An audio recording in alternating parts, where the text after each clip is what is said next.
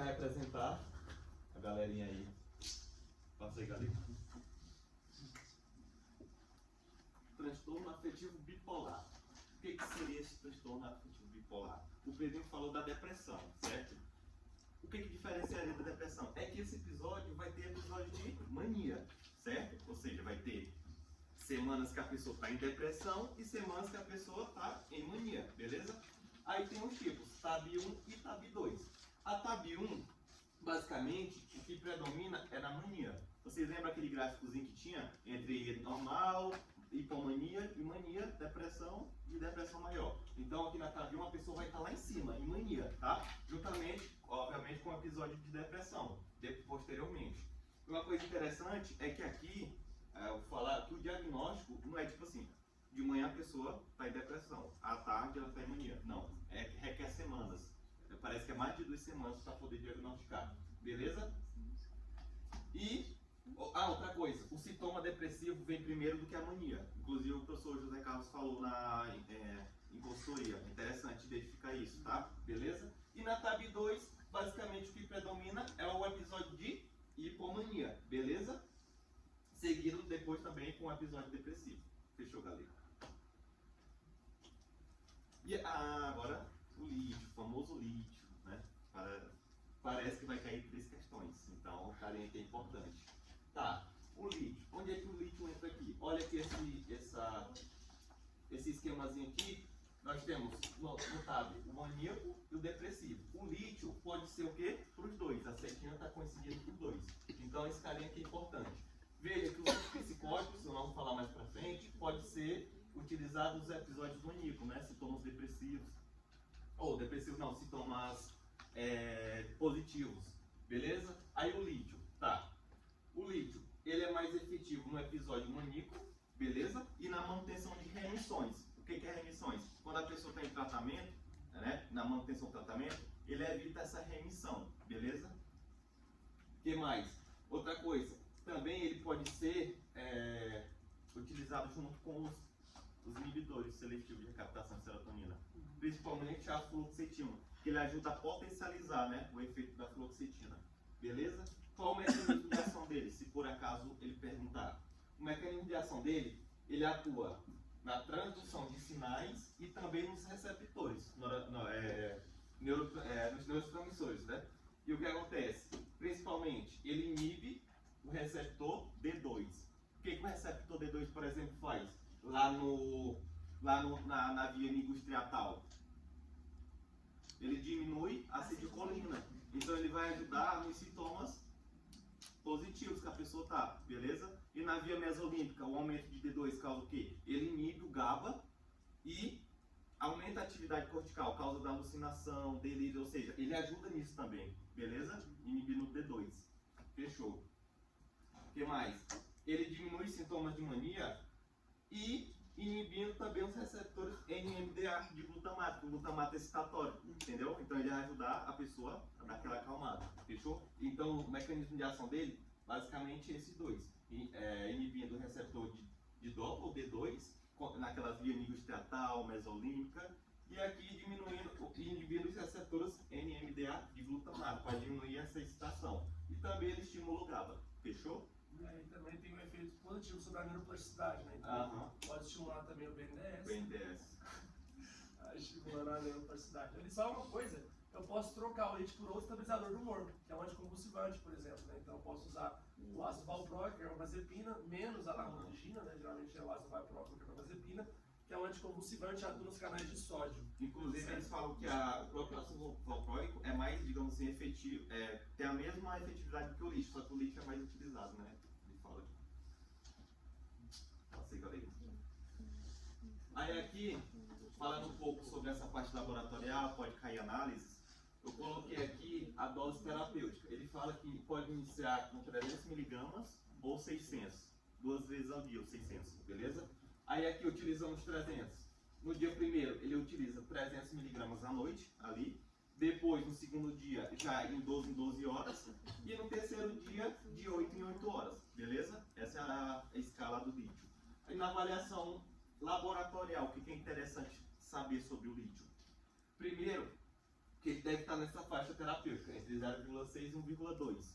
Alguns, no slide que o professor está, inclusive, que a partir de 0,8 já causa uma intoxicação, inclusive, ele fala, né? Renal. Aí aqui, opa, isso aqui pode cair. Fatores que afetam a absorção do lítio. Cafeína. Pessoas que foram submeter a cirurgias bariátricas, né? Que eram obesos e aí diminuíram, né, a questão do trato do estômago. E aqui, a eliminação na urina. Ele é eliminado na urina. Ou seja, o exame de função renal vai indicar se a pessoa tem intoxicação ou não. Então, se a pessoa tem insuficiência renal, pode o quê? Levar ao acúmulo de lítio no sangue e causar essa toxicidade. Então, por isso que é importante identificar uma pessoa que tem essa insuficiência renal. Porque daí não pode dar lítio para ela em caso que ela tenha TAG, por exemplo. Aí já tem que substituir.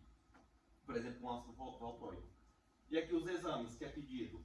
Função renal, óbvio, beleza? Se cair. A dosagem do próprio lítio, só que é interessante, que ele só pode ser dosado após o início do tratamento. Né? Aí a professora falou, primeiro no segundo mês e depois dosa de 6 em 6 meses. Fechou? Aí aqui também outra coisa que é importante, creatinina sérica, para saber se tiver elevada, ver a taxa de filtração glomerular, beleza? Fechou? E, por exemplo, aqui nós temos o AST e o LT no fígado e o famosinho TSH. É interessante.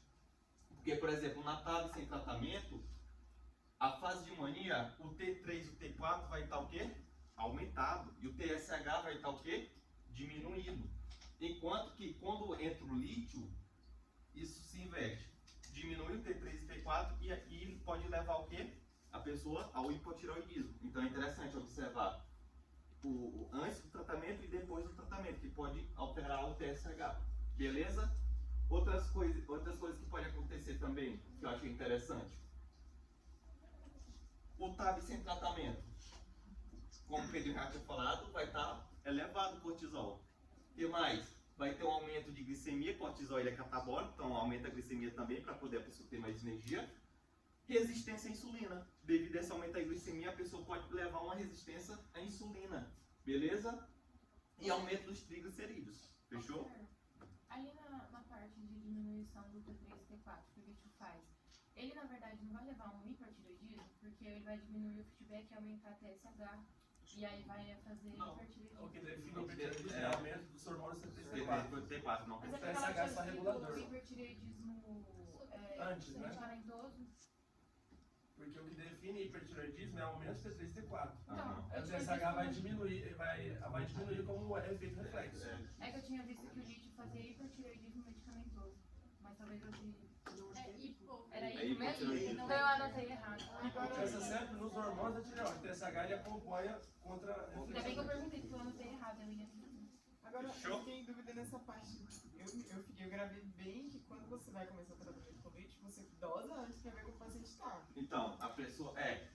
Não, é tipo assim, essa pessoa vê, claro, que antes do tratamento. Só que assim, depois do tratamento, ele fala que após 2 meses que dosa, na verdade, o lítio, né? Pra saber se houve alteração, pra Não, acompanhamento. antes não faz. É porque antes não não tem lítio, lítio. não tem lítio, não tem lítio. Ah, É só os outros exames para a função geral do corpo. Aí, se por acaso, por curiosidade, eu acho que não vai cair. Tipo assim, a dosa depois da primeira tomada, após 12 horas da primeira tomada e antes da segunda tomada. Ele falou, não. Quer levantar a mão? Não? Passa aí, Gabi. Eu ia falar, tipo, se ela não confundir com hiperparo, que tem... Hiperparo, sim. tá. Por isso tem que dosar cálcio. Cálcio também. Porque o É hipocalcemia, pode levar uma hipocalcemia. E a paratireoide produz o paratormônio que aumenta o nível de cálcio no sangue. Passa aí, Galego. Aí aqui, a lei da reforma psiquiátrica brasileira, esse tipo de internação. Voluntário, acho que isso pode cair. Voluntária, a pessoa assina um termo e quer ir. Né? O cara que, o Marcão drogadão lá, aí vai, não, eu quero me internar, eu quero melhorar. Aí ele vai e assina. É involuntário, é a pedido de terceiro. Geralmente é a família que vai fazer isso, sem o consentimento do usuário, né? Ou seja, na obrigação. E a compulsória é determinada pela justiça. É isso, fechou? E Tentativa de suicídio. Questão Como é a de notificação? Tentativa de suicídio. Falei, galego. Compulsória. O que é compulsória, galera? A nível municipal. Aí, galera, isso aí. Se ocorrer na escola, o que a escola faz? Notifica o conselho tutelar e que notifica a CESAL. Se for na unidade de saúde, pode ser feito por quem? Qualquer profissional de saúde. E deve ser, obviamente, é em 24 horas depois? 72 horas depois? Não, é imediata. Então, fechou. Chegou, você já notificou. E aqui nós vamos para o TEPT,